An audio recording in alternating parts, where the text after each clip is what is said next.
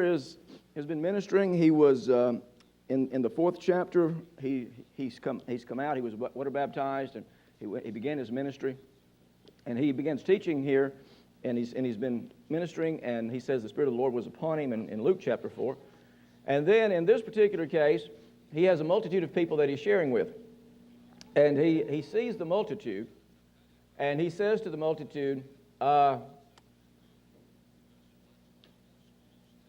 want my disciples to hear this. And so he leaves the multitude in verse 1, and who does he take with him? His disciples, and where do they go? Into the mountain, away from the multitude. Now, the thing I shared with us last week is this word that we find in Matthew chapter 5 through chapter 7 is not for the multitudes. This is a word for his disciples. It's the Sermon on the Mount, and most oftentimes when we see this portrayed on television, we see it given to the multitudes, and it's not given to the multitudes. It's really given to his disciples. This is a word for the disciples. Now, will it work for the multitudes?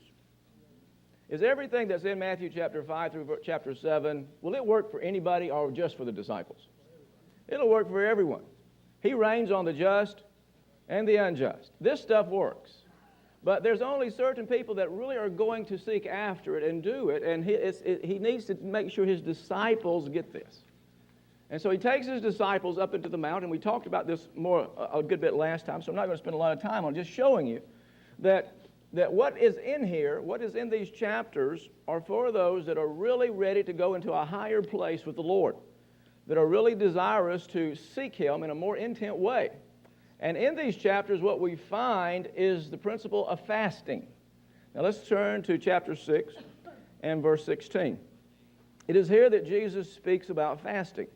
And again, now he only has his disciples here, and he says, when you fast. Now, a lot of folks are not going to fast. Now, we can't get upset because they don't fast. Yeah, that's fine. That's between you and the Lord. So I want you to understand that there is no condemnation here. This is if you're not desirous of this, and that's not trying to put anybody more higher than another, but if this is not what you're after, then don't worry about it, okay? I mean, that's okay. But this is for a word for the people that are really seeking after Him, that want to get into a place with the Lord that's superior to the normality of Christianity. Now, what he says here in chapter 6, in verse 16 of Matthew, he says, moreover, when you fast, be not as the hypocrites of a sad countenance, for they disfigure their faces, that they may appear unto men to fast. Verily I say unto you, they have their reward. But thou, when thou fastest, that's the second time he says that, anoint thine head and wash thy face, that thou appear not unto men to fast, but unto thy Father which is in secret. And thy Father which seeth in secret shall reward thee openly. Now, just real quick, we went through this pretty good last time, so I'm not going to spend much time here. But Jesus says, when you fast. Jesus gives instructions to his disciples, not if his disciples fast, but when his disciples fast. It's not a law, it's not a legalism. It's something that he wants people to understand, that if they will do it, it will bring them into a place in God that they can't get any other way. It brings us into what he calls a secret place. Father which seeth in secret. As you do this, not unto men, and you don't appear unto men to fast, but you're fasting unto the Lord, then it brings you into a special place with Him. Now, today what I want to do is I want to share some experiences with you that I've had fasting. I want to talk about some things that you can expect from your body. I want to share with some things with you that I didn't have when I began fasting. When I began coming to the Lord and really seeking Him, I didn't have any instructions. I didn't have anybody to help me really understand this. And most of what I've learned, I had to learn by experience. So I've experienced some things that I want to share with you today. The Lord here talks about rewards. He says, when you fast, you're not fasting for rewards. You're fasting to be with Father. Do you see that? You're fasting to get into that secret zone, that secret area with Father. And he says, if you'll get into that zone, if you'll get into that secret place with Father, he says rewards will just come. Is that what he says? Father who seeth you in secret will reward you openly. Now the word openly, I just wanted to show us this. This word openly, Lance, help me pronounce this, please. Phaneros? Is that close enough? Phanerus is how it's pronounced. It's number 5318 in the Strong's Concordance, and it's interpreted or translated here as openly. And what it means is apparent, manifest, evident, and known. It means manifest, i.e., to be plainly recognized or known. The rewards that you get from fasting will be plainly recognized or known. You will know the reward that came from your fast. You won't have to wonder about it. If you do it properly, Jesus says, the reward will come, and it will come openly. It will come in a way that you'll know that you've gotten it, that you have been rewarded for your time spent with the Lord. So this is the rewards that we get. We're to fast, but we're not to fast to get. But if we fast, we will get. Now, this is what we talked about last time. So, moving on, new stuff. Did Moses fast? We talked a lot about that last week. He gave a few instructions, and as he told Moses, he says, Moses says, I want to see your glory. Moses says, I want to see you in the secret place. I want to see you in a new dimension, a way I haven't seen you before. I want to be with you. I want to see your glory. Now, what did he tell Moses to bring? What did he tell Moses to do?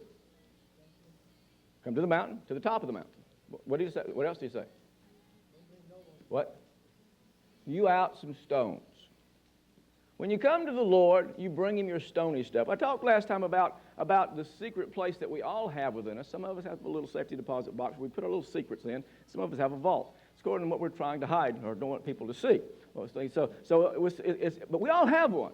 Now, when we go into this secret place with the Lord, what we're going to do is we're going to have to open our box up. We're going to have to open it up, because to get to his secret place, you're going to deal with yours. When you go into his light, your darkness will be dealt with. And I promise you, as you go into this, you need to use that stuff out and bring it to him and let him deal with it. And he says, Moses, bring me the 2 stones. You out 2 stones, you bring them this time, because the first ones that I hewed out and that I wrote on, you broke. You broke them. How many of you have never broken a commandment of the Lord? Huh? Most of us have broken all of them. Or some of us have.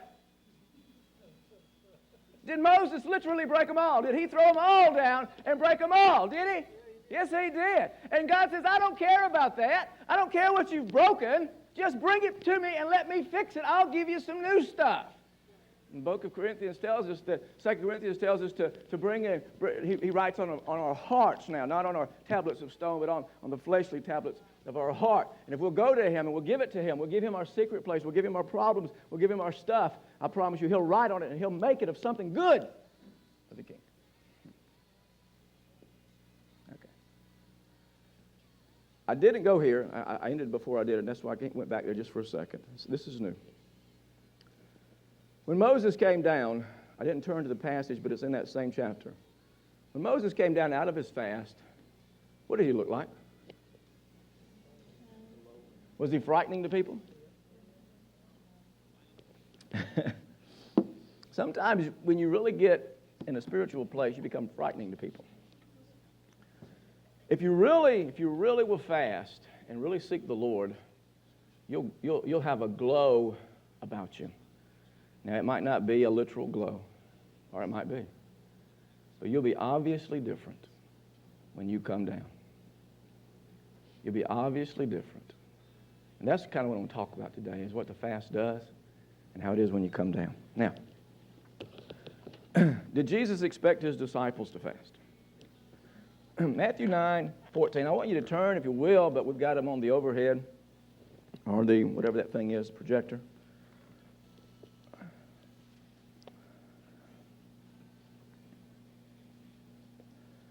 In this particular setting, John's disciples have been watching Jesus. I mean, how many of you know you watched? You watched? People watch you? People at other churches watch you? And John's disciples have been watching the disciples of Christ. And they came to Jesus in Matthew chapter 9, verse 14. I'll get there. Then came to him the disciples of John, saying, Why do we and the Pharisees fast oft, but thy disciples fast not? And Jesus said unto them, Can the children of the bridegroom, Can the children of the bride chamber mourn as long as the bridegroom is with them? But the days, say days will come when the bridegroom shall be taken from them, and then shall they fast. Did Jesus expect that his disciples would fast? Now, please grasp this verse. This is a very important verse. As long as Jesus was with them, being able to instruct them, teach them, walk with them, talk with them, then there was no need to fast. You see this? But once he was ascended, once he was removed, his literal physical presence was removed from them, what would replace that presence? What? What does the verse say? What replaces, what would they do when he had ascended that they weren't doing then? Fast. What I'm trying to show you is that what fasting is all about is not getting what you want, but it's with getting with him.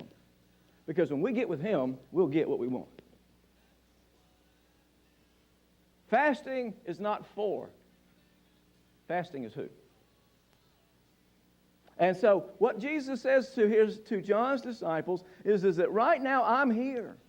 I walk, talk, teach them, tell them, instruct them. He says, but there will be days coming when I won't be here. And to replace that, to replace my not being here with them, they shall fast.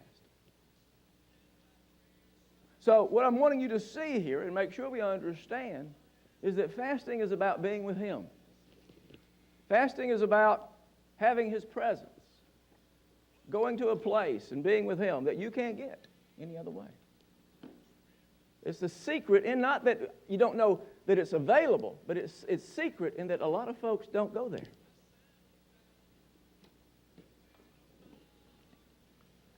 Jesus expected his disciples to fast. Do we want to have a God or to know God? See, the multitude of Christianity just wants to have a God. Their God is, and for the multitude, it's still Jehovah. Jehovah was the old covenant name. Jesus is the new. Jesus says, you've seen me, you've seen.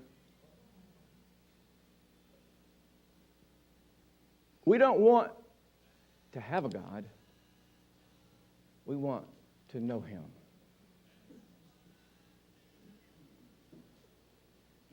This is salvation, John says, to know the one and only true God.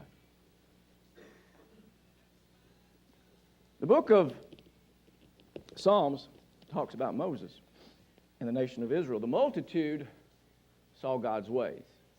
Saw God's acts. The multitude just saw his acts. But Moses knew his ways. Let's look at this. Psalms 103, verse 7. He made known his ways unto Moses, his acts to the children of God, children of Israel.